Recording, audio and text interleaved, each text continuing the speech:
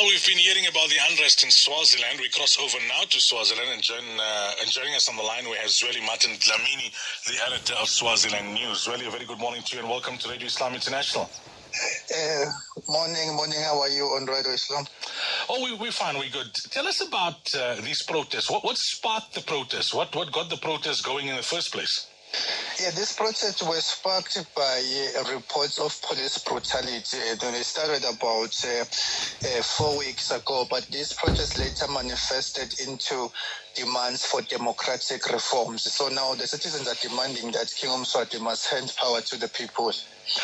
Is this like a kind of structured protest? Is there a known group of leaders heading this protest, or is it something that is just developing in a more ad hoc kind of way?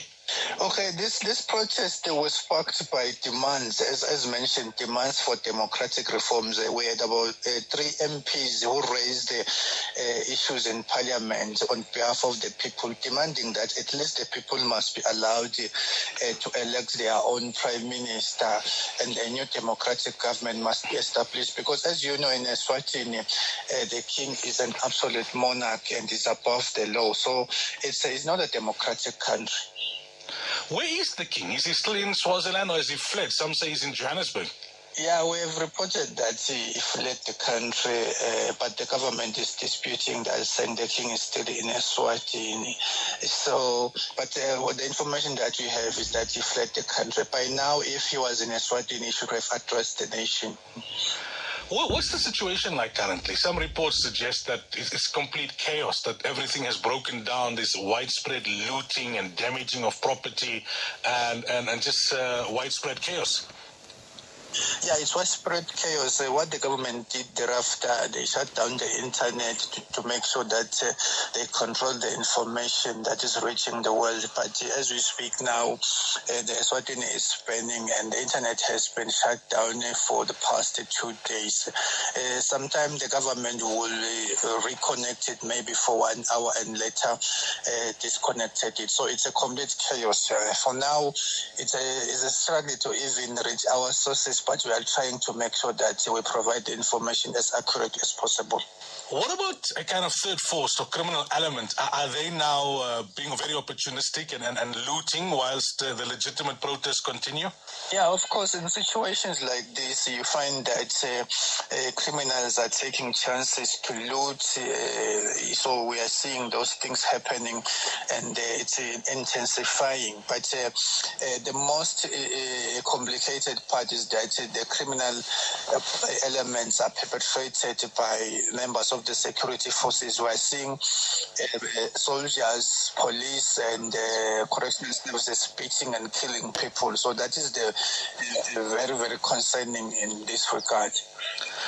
There are some reports suggesting that Indian traders in particular, their businesses are being targeted. Is there any validity to these claims? We don't have that information for now, but the leaders who are leading this protest have suggested that they have appealed to the people not to target businesses of Indians, because they have been supporting behind the scenes, because they also want democracy. The government was targeting their businesses through the Eswatini Revenue Authority. So in a country that is not democratic, you will find that the Eswatini Revenue Authority will just be xenophobic and target their businesses, saying they are owing a lot of tax, even if they didn't generate that amount. So they were also in support of such democratic reforms, because their businesses were not operating in a conducive environment. But we are yet to verify. But for now, we don't have that information that they are deliberately targeting their businesses. What is likely to happen now? Who's got the upper hand? Are the protesters stronger than they were a few days ago? Is government managing to clamp down? The protests are intensifying. They are intensifying day by day.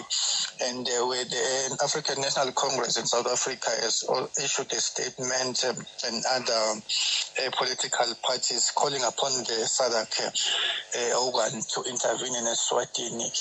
They want a dialogue so that the situation could be normalized. In fact, The ANC in their statement suggested that there should be the establishment of a new democratic government in Eswatini.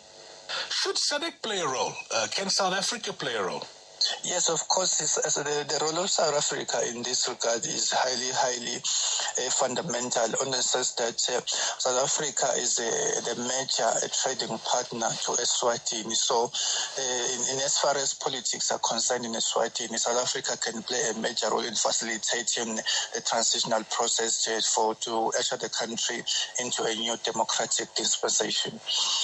All right, Zweli, thank you so much for your time. We really appreciate it. And let's hope that things calm and that people's lives and property remain safe. Thank you very much.